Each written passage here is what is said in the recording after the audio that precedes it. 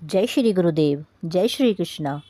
16वां अध्याय। नारद जी कहने लगे कि हे राजन, अब मैं भगवान के मंदिर में दीपदान तथा मार्जन अर्थात झाड़ू लगाने का महात्म्य सुनाता हूँ, जो किसी समय में मुझे ब्रह्मा जी ने बताया था।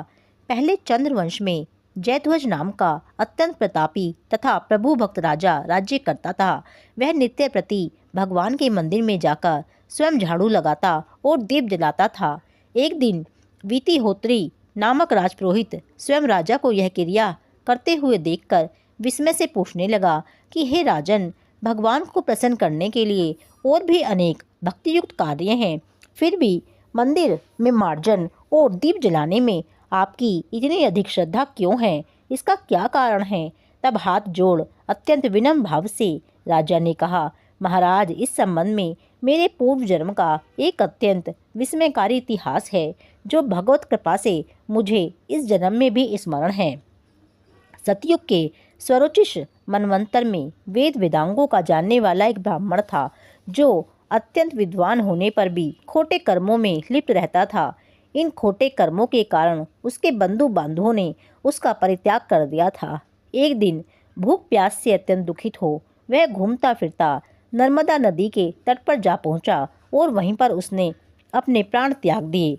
उसकी स्त्री भी व्यभिचारिणी थी, अतएव उसके बंधुओं ने उसे भी घर से निकाल दिया था।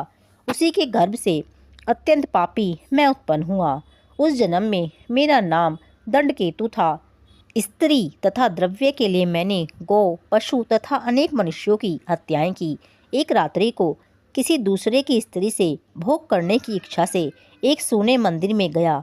वहां जाकर वस्त्र से स्थान साफ किया, फिर दीपक जलाया। इतने में ही इस सोने मंदिर में दीपक जलता देख ग्राम रक्षक वहां आ गए और मुझे चोर या डाकू समझकर उन्होंने मुझे लाठियों से खूब मारा, जिससे मेरी मृत्यु हो गई। प्राण निकलते ही भगवान के दूत वहां पर आ गए और मुझे सुंदर विमान में बिठाकर बैकुंठ को ले गए। कार्तिक के महीने में भगवान के मंदिर में झाड़ू लगाने तथा दीपक जलाने से मुझे इतना फल मिला कि कई कल्प तक स्वर्ग में सुख भोग। अब मैंने चंद्रवंश में जन्म लिया है।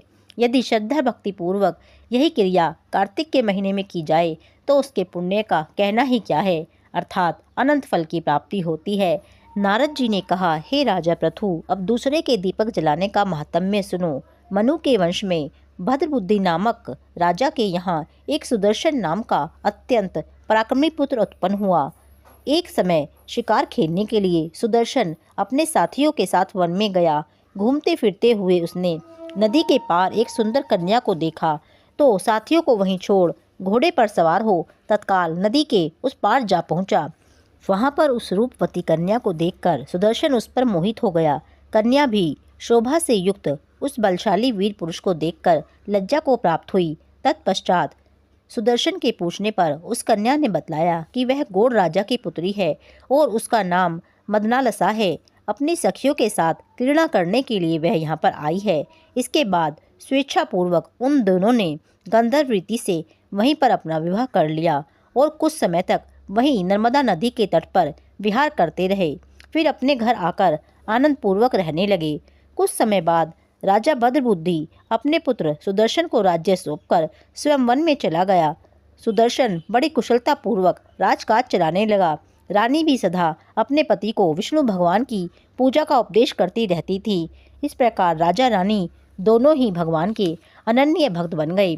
उन्होंने भगवान का एक स्वर्ण मंदिर बनवाया।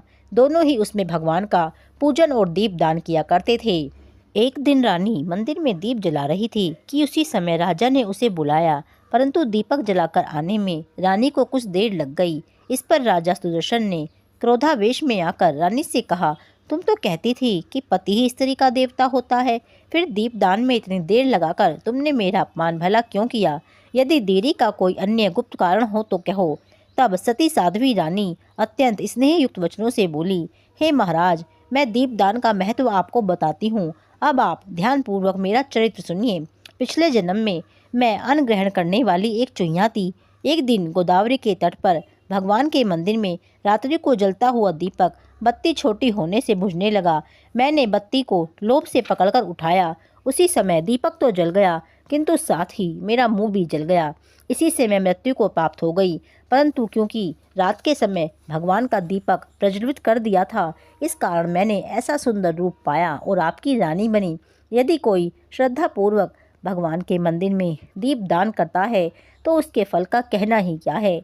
अपनी रानी के मुख से यह वचन सुनकर राजा सुदर्शन ने आजीवन कार्तिक मास का व्रत करके भगवान के मंदिर में दीपदान किया और अंत में वैकुंठ को प्राप्त हुआ। 16वां अध्याय पूर्ण। जय श्री राधे, जय श्री कृष्णा।